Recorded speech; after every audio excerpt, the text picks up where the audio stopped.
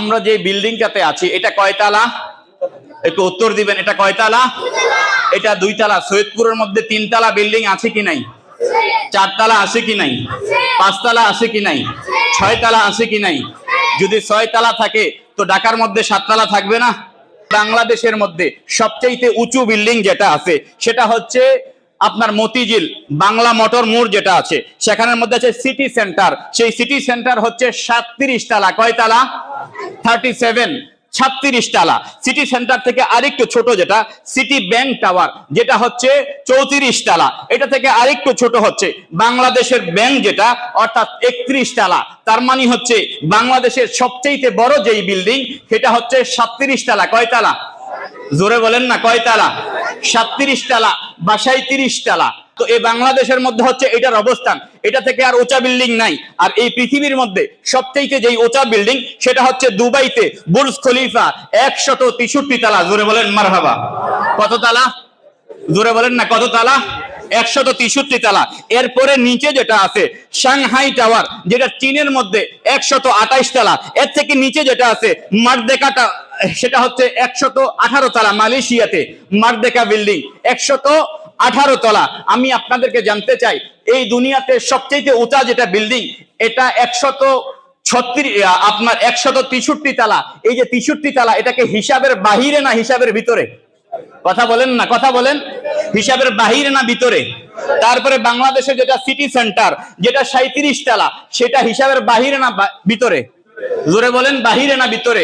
আমার আল্লাহ বলেন ইয়া রাসূলুল্লাহ, ইয়া হাবিবাল্লাহ, ওয়া রাফা'না লাকা যিকরাক। ও আল্লাহ, আপনার কাছে জানতে চাই আপনি আপনার হাবিবকে কতটুকু উঁচা করেছেন। আমার আল্লাহ বলেছেন যে এই দুনিয়ার মধ্যে তো 5 তলা, 2 তলা, 3 তলা, 10 তলা হইতে হইতে হইতে হইতে 163 তলা হয়েছে। আমি আমার হাবিবের শানকে এত উঁচা করেছি, এত উঁচা করেছি, এত উঁচা করেছি, তোমরা ধরে নামাতে পারবে না। আমি আল্লাহর পরেই আমার হাবিবের শান। নারে তাকবীর, নারে রিসালাত, নারে গাউসিয়া, উরসে জিলানী। অতএব ভাইরা, যদি কেউ বলতে চায়, যদি 24 নম্বর মার্কা মুসলমান কেউ বলতে চায় তোমরা তো সুন্নিরা নবীকে আল্লাহ পর্যন্ত নিয়ে গিয়েছো, যদি এই কথা নাউজুবিল্লাহ কেউ বলতে চায়, সে 1 নাম্বার মুশরিক, সে 1 নাম্বার মুশরিক, সে 1 নাম্বার মুশরিক। এইজন্য কারণ সে আল্লাহ পাককে সে একটা জায়গার জন্য একটা সীমানা দিয়ে ফেলেছে। আমার আল্লাহ বলেন লাইসা কা মিসলি শাইউন, আমি আল্লাহ যার কোনো মেসাল, জোরে বলেন মেসাল। অতএব আপনার যদি কোনো ভাই আশেপাশে বলতে চায় তোমরা সুন্নিরা, তোমরা উরসে জিলানীতে গৌসুল আজম কনফারেন্সের মধ্যে তোমরা তো নবীর শান এত বেশি বলো, তোমরা তো নবী থেকে আল্লাহকে উঁচা করে ফেলছো, নাউজুবিল্লাহ। আল্লাহ পাকের কোনো সীমানা আছে? জোরে বলেন আছে? এখন যখন বলে ফেললো যে আল্লাহ পাকের সীমানা আছে, তার মানে আল্লাহ পাককে সে একটা সীমানার মধ্যে ঢুকেই ফেললো, আল্লাহ পাককে একটা গণ্ডির মধ্যে ঢুকেই ফেললো। আমার আল্লাহ বলে লাইসা কা মিসলি শাইউন, ইয়া আল্লাহ, আমি আল্লাহ, আমার ডান নাই, বাম নাই, সামনে নাই, পেছনে নাই, আমি দুনিয়ার কোন মেসালের সাথে আমাকে মেসাল দেওয়া যাবে। অতএব আমার আল্লাহ বললেন ইয়া রাসূলুল্লাহ, ইয়া হাবিবাল্লাহ, ওয়া রাফা'না লাকা যিকরাক, আমি আপনার শানকে, আমি আপনার মানকে বুলন্দ করেছি। আল্লাহ কত তালা, কতটুকু উঁচা? আল্লাহ আমি করেছি, আমি করেছি, আমি করেছি। তো আল্লাহ কত করেছেন?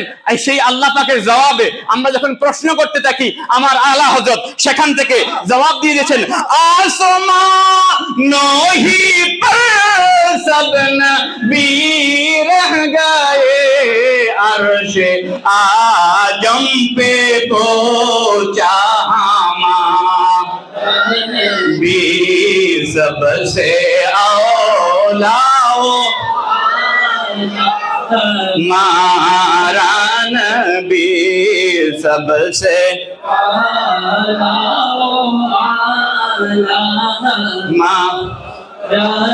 हजरत नबी मूसा তিনি আল্লাহর কাছে বললেন আল্লাহ আমাকে দেখা দাও, আল্লাহ আমাকে দেখা দাও, আল্লাহ আমাকে দেখা দাও। এত বেশি, এত বেশি, এত বেশি আল্লাহর কাছে দরখাস্ত করলেন। আমার আল্লাহ বললেন মুসা লান তারানি, আমাকে দেখতে পারবা? জোরে বলেন পারবা? তবে তবে তুমি মিশরের যেই কি পাহাড়, পাহাড় তুর পাহাড়, এটা কোথায়? মিশরের মধ্যে। আমি গুনাহগারে যাওয়ার সুযোগ হয়েছে। মিশরের মূল কায়রো শহর থেকে অনেক দূরে এবং সেটাতে উঠতে অনেক সময় লাগে, রাতে উঠতে হয়, দিনে ওঠা যায় না, কারণ প্রচন্ড গরম। আমার ভাইয়েরা, সেই তুর পাহাড়ের মধ্যে মুসা নবী উঠলেন। আল্লাহ পাকের নূরের কুদরতি কুঠি তার চাইতেও বেশি কুঠি জালুয়া থেকে একটু নূর মাত্র মুসা নবীর উপরে রাখলেন। আমার মুসা নবী কি হয়ে গেলেন?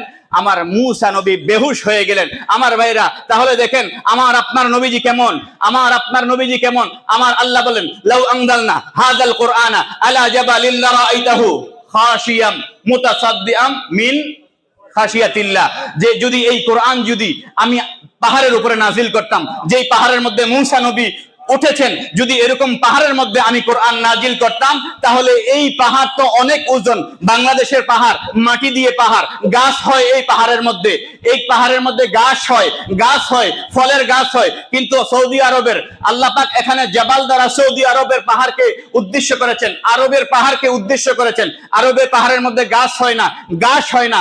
আরবের পাহাড়ের মাটিগুলো প্রথমে মাটি ছিল, সেগুলো এত বেশি সূর্যের কিরণ হিট পেয়েছে, সেই পাহাড়গুলা বর্তমানে আপনার পাথর হয়ে গিয়েছে। এত শক্ত। আমার আল্লাহ বলেন, আমি যদি এই সৌদি আরবের পাহাড়ের মধ্যে, ইয়েমেনের পাহাড়ের মধ্যে, সিরিয়ার পাহাড়ের মধ্যে কোরআনকে নাজিল করতাম, এই কোরআন তুলার মতন উঠতে থাকতো। আর এই কোরআন আমি আবার হাবিবুল্লাহর কলিজার মধ্যে নাজিল করেছি। আমার হাবিবুল্লাহর কোনো কিছু, জোরে বলেন, নবীদের পশম মোবারক নড়ছে, জোরে বলেন। আমার ভাইয়েরা, আমার নবীকে এই শান দিয়েছেন কে? ওয়ারাফা'না লাকা যিকরাক কে বলেছেন? জোরে বলেন, কে বলেছেন? আল্লাহ যদি শান দিয়ে থাকে, আল্লাহ যদি মান দিয়ে থাকে, আমি যদি চিল্লাই, আমি যদি এর বিরোধিতা করি, আমি কি আল্লাহর পক্ষের মানুষ না বিপক্ষের? জোরে বলেন। সেই জন্য আমার ভাইয়েরা, আমার আল্লাহ কুরআনুল কারীমের মধ্যে ইরশাদ করেছেন, ওয়ালাল আখিরাতু খায়রুল লাকা মিনাল উলা। ইয়া রাসূলুল্লাহ, ইয়া হাবিবাল্লাহ, আপনাকে আমি এত বেশি ওয়ালাল আখিরাতু, নিশ্চয়ই, খায়রুল লাকা মিনাল উলা, আপনার এই দুনিয়া থেকে, ইয়া রাসূলুল্লাহ, আপনার এই দুনিয়াবি জিন্দেগির মধ্যে আপনাকে তো আমি দিয়েছি, কিন্তু আখিরাতে আপনাকে যা দেব দুনিয়া থেকে আরো বেশি দেব। আরো জোরে বলেন, ইয়া রাসূলুল্লাহ, আপনাকে আমি দুনিয়াতে দিয়েছি, তো কি দিয়েছি? আপনাকে আমি দুনিয়াতে দিয়েছি, আপনি সূর্যকে, চন্দ্রকে আপনি দ্বিখণ্ডিত করেছেন। সূর্য আসরের নামাজের সময় শেষ হয়ে গেছে, মাওলা আলীর জন্য আপনি সূর্যকে আবার আসরের নামাজের জায়গায় নিয়ে আসছেন। আপনার হাতের মধ্যে পাথর রয়েছে, সেই পাথর আপনার পক্ষ থেকে কালেমা পাঠ করেছে। তো ইয়া রাসূলুল্লাহ, এই দুনিয়ার মধ্যে আপনাকে দিলাম, তো আল্লাহ আপনি আখিরাতে আমার নবীকে কি দিবেন? আমার আল্লাহ বললেন, ইন্না আ'তাইনা কাল কাউসার। ইয়া রাসূলুল্লাহ, ইয়া হাবিবাল্লাহ, আমি হাশরের ময়দানে আপনাকে কাউসার দান করব। আর একটু জোরে বলেন, কি দান করবেন? কাউসার দান করবেন।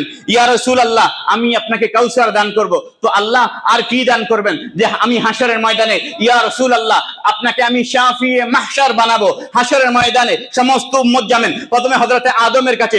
আদম নবী বললেন, ইব্রাহিমের কাছে যাও, আজকে আমার কিছুই করার নাই। ইব্রাহিম নবী থেকে ঈসা নবী, ঈসা নবী থেকে ইব্রাহিম নবী থেকে মুসা নবী, মুসা নবী থেকে ঈসা নবী, ঈসা নবী বললেন, আজকে আমি কিছু করতে পারবো না। রাহমাতুল লিল আলামিন বললেন, রাহমাতুল লিল আলামিনের কদমে সকলে চলে গেলেন। রাহমাতুল লিল আলামিনের যখন কদমের মধ্যে সকলে চলে গেল, তখন রাহমাতুল লিল আলামিন আমার আল্লাহর দরবারে সিজদা দিবেন। সিজদা দেওয়ার পরে যখন সিজদা দিবেন, দীর্ঘ সময় সিজদা দিবেন, তখন আমার আল্লাহর কুদরতি জবানে, তার কুদরতি জবানে আমার নবীকে ডাকবেন, বলবেন, ইয়া মুহাম্মাদু ইরফা রাসাল, ইয়া মুহাম্মাদু ইরফা রাসাক ওয়া কুল ইউসমা লাক ওয়া সাল তুতা ওয়াশফা তুশাফা ফাআকুলু ইয়া রাব্বি উম্মতি উম্মতি। জোরে বলেন সুবহানাল্লাহ।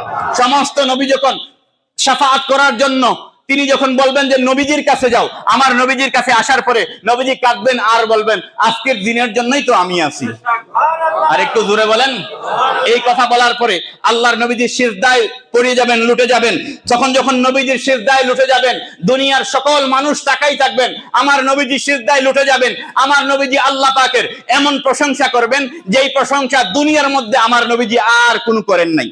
এমন শব্দ তিনি ব্যবহার করবেন আল্লাহর শানে, যেই শব্দ আমার নবীজি দুনিয়ার মধ্যে ব্যবহার করেন নাই। তখন আমার আল্লাহ সুবহানাহু ওয়া তাআলা ফায়ুকালু ইয়া মুহাম্মাদু ইরফা রাসাক, আমার আল্লাহ বললেন, হে আমার হাবিব মুহাম্মদ, আপনি আপনার মাথা তোলেন। জোরে বলেন, ইরফা রাসাক ওয়া কুল ইউসমা, ইয়া রাসূলুল্লাহ, আজকে আপনি যা বলবেন আমি আল্লাহ সব শুনবো। ওয়াসাল তুতা, আজকে আপনি যা চান আমি আল্লাহ তাই দেব। তারপরে আমার নবীজি বলেন, আমার আল্লাহ বলেন, ওয়াশফা তুশাফা, ইয়া রাসূলুল্লাহ, ইয়া হাবিবাল্লাহ, আজকে আপনি যত শাফাআত করবেন আমি আল্লাহ কবুল করব। আর একটু জোরে বলেন, ফাআকুলু ইয়া রাব্বি হাবলি উম্মতি, আমার নবীজি বলেন তখন আমি আমার আল্লাহকে বলবো, হে আল্লাহ, হে আমার রব, আমার উম্মত, জোরে বলেন সুবহানাল্লাহ।